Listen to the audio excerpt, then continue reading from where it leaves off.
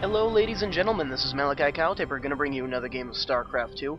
Tonight my opponent is Ulfsark, or Sark, however we want to pronounce this fine gentleman's name. So I've been playing a lot of StarCraft 2 lately, and it's really good actually. My mouse hand hurts a little bit, I think I need to limber up a little bit before my games, or something like that. And kind of on a side note, for this game, I just watched Aqua Teen Hunger Force for the first time in like, 2 or 3 years. That really takes me back to my childhood days of, playing Final Fantasy XI, having LAN parties with all of my friends, and it's just really nice to kick back and watch the show. I just forgot how absolutely hilarious and crazy the show is. So if you are not watching Aqua Teen Hunger Force right now, obviously because you're watching my video, you need to watch Aqua Teen Hunger Force as soon as you are done with my video. So, Mr. Ulfsark as the blue Protoss in the lower left-hand corner of Blistering Sands versus me, Malikicowtipper, the red Zerg, in the upper right-hand corner.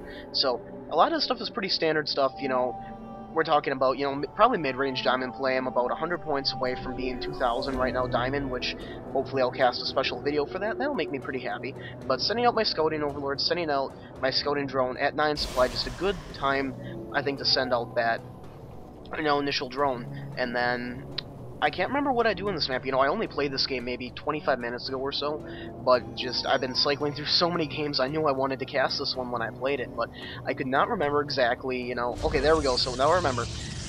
Now, when I'm scouting, the first thing I saw is he's throwing his gateway down up here, which is rather unusual, that he's not choosing to wall off up here, or to take advantage of this choke and wall off over here, so immediately speaking, that's just like a trigger inside my head that says, hey, guess what, you need to definitely put pressure on this guy with Zerglings, so at this point, seeing that, checking out the income tab, I'm ahead by 1 Harvester, and I'm actually going to be choosing to drop a 15 pool right here and then get my gas right afterwards. Now, normally speaking on Blistering Sands, being that I've got a nice little natural right back here, I will choose to do a fast expand, but looking at what we're dealing with right here, it's very clear to me that, the gateway will be going up and won't be getting up too much afterwards. I can see, because I'm able to keep my drone in here, that the gateway's just going up, and it would take a lot of Zealots. And since there's no Cyber Core, I will not have to deal with the Sentry by the time I get my Lings in there either. But spawning pool would have been nice if I would have maybe dropped a 12 pool. He's trying to do a little bit of probe harassment, and stops for some reason right there. I'm not really quite sure why he decided to stop harassing, whatever, it's cool with me. So Cyber Core going up. Let's just go back to the income tab right here. So he's pulling ahead by 1 Harvester, 15 to 16, and so I was letting my pool complete, dropping a Queen, and I'm going to drop 4 units of Zerglings and probably another 2 right afterwards. And just taking a look at this in here, I also know that he has not deployed a Zealot yet, at least not one that I can see. Now, my gas going up a little bit after my pool means that my speed will be slightly delayed, but only ever so slightly, and I think I'm actually going to get that really, really soon after I finish my gas. Let's see, yep, there we go.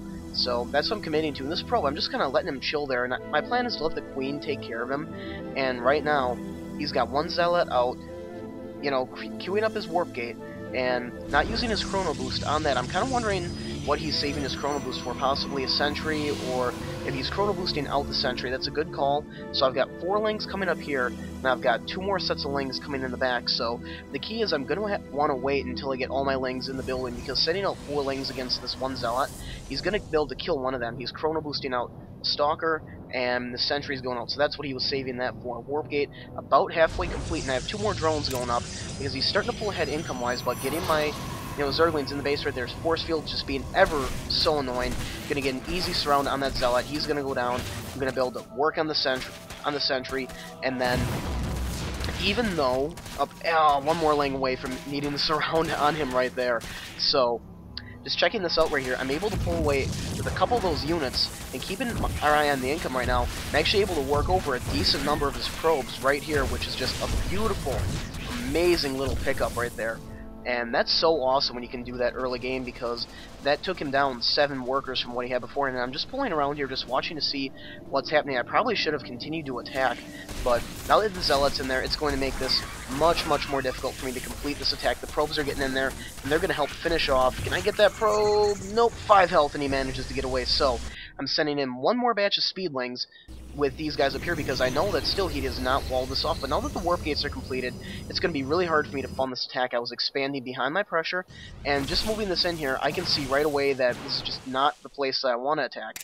So going back to the production, 8 units worth of Zerglings going down the income tab, still favoring me, but he's able to catch right back up just by continuing to train probes. But that's all mining time that he's lost. That's all minerals that had to go to that. Now, if we go back over to the production tab, I'm building a bunch of Zerglings, because I'm almost expecting one more production cycle of gateway units and then a counterattack right now. So I have another Queen dropping right down here. I have an Overlord, and taking a look at this, if I don't do something soon, I'm going to lose my income lead that I have over my opponent right now. So there goes 2 more drones, and I've got my drones set to start queuing up down here. So now that I've got a bigger pack of speedlings, I'm going to go back in. Because since he hasn't counter-pushed, I don't have any intel for what's going on, but I am morphing to get up to a lair. So I'm just going to poke in here and see what I can see. Now, I got to be careful that I don't get cut off by a force field. That's why I paused, and right here, you know, there's just... the Zealots are just so good at taking out Zerglings that it's not even funny that even though it may look like I have a lot of Zerglings right here, this force is actually going to get cleaned up pretty easily. And that was not a good exchange on my part. Are most of these troops beaten up? Yes, but I'm down Zerglings, you know. They've all taken a lot of damage, but I've got no troops on the field whatsoever. So when I saw that attack, I thought, oh, hey, I've got plenty. I can surround them. I can commit to this. And, you know, even 6 more Zerglings would have made a huge difference in that attack. But right now, because of that, checking that out, I was droning hard while I was doing the attack, but now I've got to switch gears right back to producing Zerglings. So this is just kind of a back and forth in this sense, and what he's going to do right now that he's got his base pretty much up and saturated, although he's only running on 1 gas. That's going to make it kind of hard to produce any Stalkers or Sentries, so probably going to see a Zealot-heavy army, which is great for countering my Zerglings, go figure. Back to the production, I'm starting to spread creep. Now the reason for doing that is I decided to drop a Hydra Den, and move into that. I didn't want to get stuck on roaches, and I figured if he's on gateway units and I'm forcing him to produce gateway units, if he's going to push out, Hydras would be an ideal, you know, set of troops to use to take that out. But I'm going to need creep to reinforce myself while I'm doing this. So just going back to the income right here, I'm going to kind of switch back and forth between these two. I'm up 26 to 25. I'm morphing an Overseer because I'm going to try to get in here and see what's going on. The key thing is I need to know when he's going to expand. And right now he's pushing out. That's a fairly menacing looking force. Granted, half the troops that are in there are pretty well beaten up. I've got some Hydras on the field and I've got some Speedlings. Now it's going to come down to how quickly I can get this creep spread, but if we check this out over here, he's actually going to start pounding away at the rocks. So if we check out my vision cam right here and we just keep this on what I can see, I have no clue right now as to the fact that he is punching out and taking out those rocks. And actually, I want to check out the APM tab right here. You know, both of us running a pretty high APM. Well, he's running a good APM. My APM just kind of sucks right now. This is when I realize right here what's going on. So now I'm moving my troops right back up here, and I'm going to reinforce this. I catch this right at about the halfway point. Proxy pylon right outside the tall grass to reinforce. Good mix of sentries, zealots, and stalkers. That's what we like to see. Going back to the income tab right here, I'm definitely leading the charge as far as income goes, and I'm just producing a lot of units. I've got to get these overlords back so they do not get sniped out. And right here, I'm going to rush in, and I'm going to try to drop a lot of those zealots with my Hydras and my Hydras and my Lings. I'm going to pull back and just get into a better position. He manages to pop both of those guys right there. Going back to the production, 3 more units worth of Hydras, and Harvester count still favoring me. So what I'm going to be doing right here, we take a look at this. I'm supply capped, and I've got a lot of extra minerals. He's pulling his troops back. What I'm actually going to do is grab a lot and drop a lot of these drones and drop 4 spine crawlers, but right here I see that he's pulling back in. What he's going to try to do is split my forces, so now that these guys are going, I'm going to cancel all of these guys because I do not want to lose the minerals, you know, for those workers right there. And what I'm going to do is just try to get in here and use my Hydras just to Hydra Ling just absolutely